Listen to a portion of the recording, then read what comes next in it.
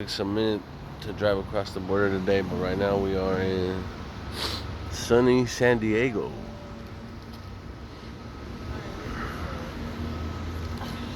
Yeah, it looks just like LA actually. It smells like it too. My allergies are kicking up.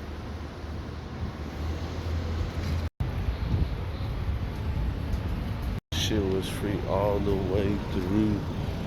There's nobody in line right now.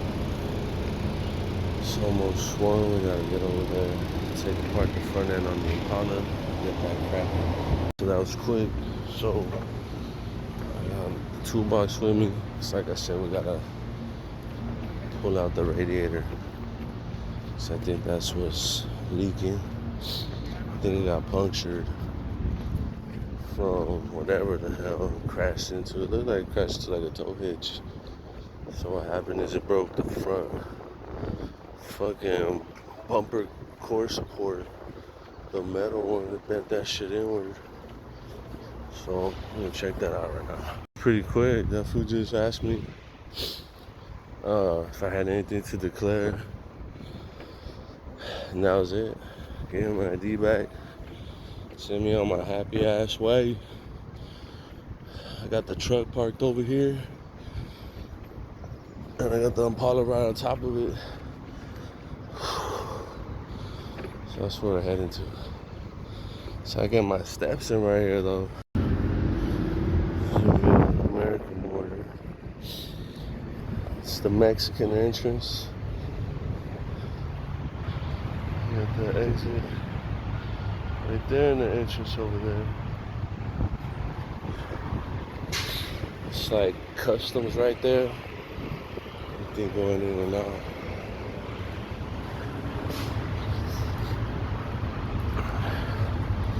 It's a long steel ramp. You go down, you cross that bridge, you come over here, and there's like a bus station. You can catch a bus to just about anywhere. You can probably head over to San Ysidro and then catch the little train from there. As a matter of fact, I think we're gonna do that one of these days. Should make a little trip like that. Make a video of that. So this car right there, Mesa Transit Center. And you got the autobuses. You got some taxis. De vez en cuando. There ain't really no taxis over here, really, like how it is over there.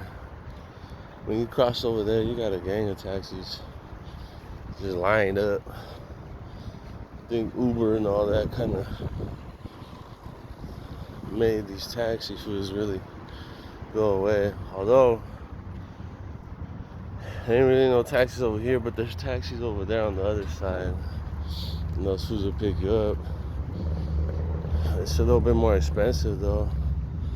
Taxis than Ubers, for sure. You got the little transit map. And it'll show you where to take you. I mean, I guess I would say, honestly, it's pretty easy to get around, even if you didn't have a car. Like, you could still work out here somewhere in Chula Vista and make it with some good time. Honestly, I say best investment is gonna be the Century, because them fools don't have to wait nothing. They just go. You just cross, walk right through. Or if you have a car, you drive right through. It'll make getting to your job, you know, a lot smoother. You'd probably have to max take into account for like 30 minutes. Wait at the border if you had the Century for sure. Yeah. Right, Dedos be coming through, dropping off little groups of right Dedos. Dedos, they be charging a little less. They charge you like $5 a head and kind of take you just about anywhere you want to go, depending on how many heads you got. But yeah, it ain't no thing. to get around over here. Honestly, you see people getting around all kinds of ways. And fools even be paying in pesos. I seen it. Them raiteros be taking pesos.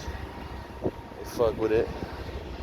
It's not like you can pay in pesos with to an Uber, right? Or to like a taxi. They won't take it.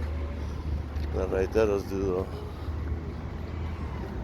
But it's a lot of ways to get around out here, honestly. And it definitely ain't too far. Like as soon as we're over here, we got a couple gas stations. Got a bunch of warehouses that way, a bunch of warehouses that way. So a lot of work everywhere. A bunch of yards, parking spots. And then like the nearest Walmart from here, it's probably about like, let's say maybe like 10, 15 minutes. As soon as you cross the border, bam. I lie though, I thought gas was kind of cheap out here. And it turns out it's like $4.09 in San Bernardino. Actually, I think I ran into a gas station in San Bernardino. It was only like $4. So, gas is way more expensive out here. You get these big old traffic jams here all the time. It's busy. Met a lot of people who do the cross every single day. And a lot of them do say to get a motorcycle because it'll save you a lot of time. Motorcycle is kind of a bigger expense than just Century. You know, if you already have a car and everything, Century's like $120. You got to do a little, I don't know what it is. I haven't even got it myself. I'm in the midst of all that, you know, but I'm just saying, like, you can get a motorcycle and cross in and out a little bit quicker. Obviously, you're gonna be more limited on what you can bring. You could probably bring as much stuff as if you were walking. But yeah, crossing in and out almost at any given time of the day with the motorcycle is just as quick as having a Century for sure. Alright, so we're here at the Impala that we bought at the auction from Copart. Picked it up on a trailer. It's the only way you can pick up cars out here in California. Gotta pick them up on a trailer. So we're gonna start by removing the bumper. And the bumper has these tabs, these little tabs like that. Then you pull out the center, and then the whole thing pops out. So we're gonna start with that, getting this bumper off, and then getting a look at a little bit more of what's damaged up there. So you can see the bumper looks all right. That's kind of why I thought it wasn't too bad. The hood's a little banged up, but it's actually worse than it looked. And you can actually go to Copart and look at these cars in person. I chose not to do that, and this is what I get. But this is, you know, gonna help me, I guess, in the future. Because really now, all I'm gonna want to do is go look at these cars before I go get them. Alright, so for the most part, I got all of them that I needed to get out. I wanted to get that one back piece one, but I don't have the right tool right now. Then you have two bolts right underneath here. I got those, and then I took those out so I can expose that bolt right there. Get to that one. I don't know if you can see it. Oh, it's right up here actually. It's right up there. It's right there. So I'm gonna get to that one. I got the flash on now. And then hopefully that releases the whole thing. Okay. So the two bottom bolts that I pulled out were 7. And then this top bolt that I pulled out from here was a 10. And then in here, this is like a hook, right? So that goes in there, and then you push it back and it locks in. And then that's how you get your front bumper off. See, those are the two locks for the bottom screws. I'm gonna go ahead and do the same thing on the other side. Alright, so we got the bumper off completely. Just gonna get that out of the way. Oh yeah, but in order to pull it out the way, we gotta unplug these. It's got two side plugs. We got the fog lights on our LTZ. So just gonna unplug this side and then remove the bumper out the way. Alright, so we got the bumper off. Now we can get a much better look at what the heck happened to our Impala. We got from Copart. That just comes out. I believe that's just supposed to come out like that. I don't think there's any clips or anything anywhere for this. Holding it in, it's just plastic. So, might not need a new one of these. Probably can reuse that. And then I'm gonna try and just pull that out. And hopefully that fixes that. Alright, so we got this plastic piece. Well, it broke, it finished breaking off. I guess it is part of this right here.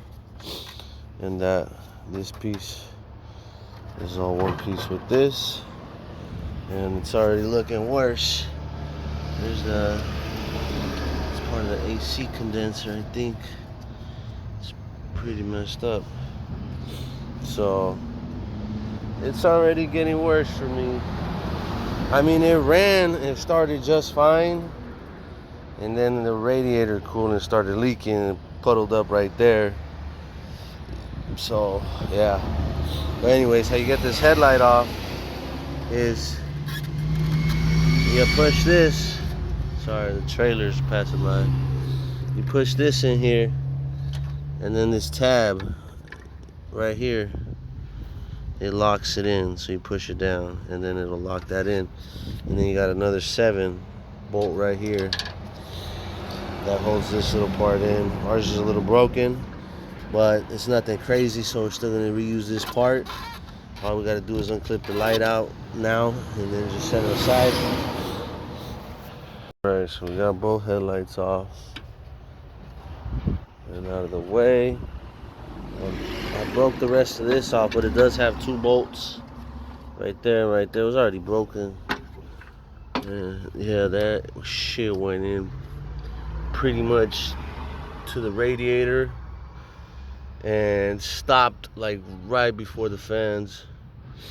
So right now I'm trying to get the fans off and out the way. I'm gonna have to remove this. I watched YouTube videos before doing all this, so it's kind of like I already did it once. The way I watch it, I kind of act like I'm doing it. But yeah, I gotta get this up and out the way so I can get this up and out the way, pull the radiator out. I'm thinking though how to pull this out. I'm just gonna put a strap on it and just kind of yank it out a little bit with the truck to get it as forward as I can. And then I'm still gonna replace the core support, because that's structurally messed up, and that ain't gonna stop nothing if it happens again. So we're still gonna change that out, but we're gonna try and pull it out as much as we can. I'm thinking I want to do it with the hole, with everything that's connected now. That way it can kind of I don't know, like all pull out together, if that makes any sense. So I think for right now I'm done. I need to get the parts, but at this point I know for sure what parts work and which parts are not working. So I can leave it like this and come back to it tomorrow. We're gonna have to slap a brand new battery into it, that way we can pull that. And then once we have that done, pull all the rest of the parts out and swap them over tomorrow. Get it done. Have this done in a day for sure. I'm hoping, and I want to do it for sure. So, all right. So just with that, I know all the parts I'm gonna need. Since I got it mostly all taken apart, it's gonna be this core support. It's gonna be that plastic piece. Tomorrow for sure I'm gonna have it pulled. So don't know if I need that piece. I'm gonna try and keep the same hood. Trying to save some money. I'm gonna sell the car cheap regardless. So, like I said, the main thing I want is for this to be the safer piece and for it to be a good car. So I need to change the radiator and the AC condenser for sure. Now the sensor's still good. Just gonna make sure that it holds on right. That way next time, hopefully it does deploy. If this ever happens again. It's horrible that it didn't deploy. It's just, nothing's perfect, but yeah. There's that. We're gonna leave it like this for today. And we're gonna go cross the border again. Back home. We're not too far away, so be there in a couple minutes. And then I'll start putting the parts list together. And then tomorrow early in the morning, I'm gonna jump in the car, go get everything I need, come back and get this done. That way we can put it up on Facebook Marketplace and offer up and get it sold. Get it sold ASAP. Basically decorated all by myself. Cause my family, they're right behind me, but they're not right behind me. It's crazy. Shit. Fucking trash on that people. It's bouncy.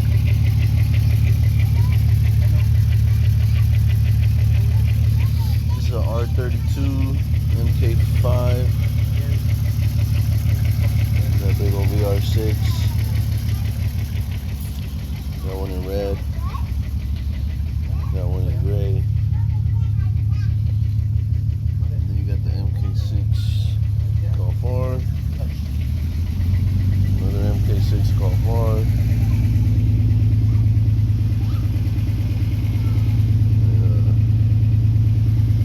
MK7 GTI. Oh wait, is that a blue R32? It is. And then, oh what? The little Audi TTS in orange. Yeah. It's the Golf Park graveyard right here. This thing's loud though, it's a cold start.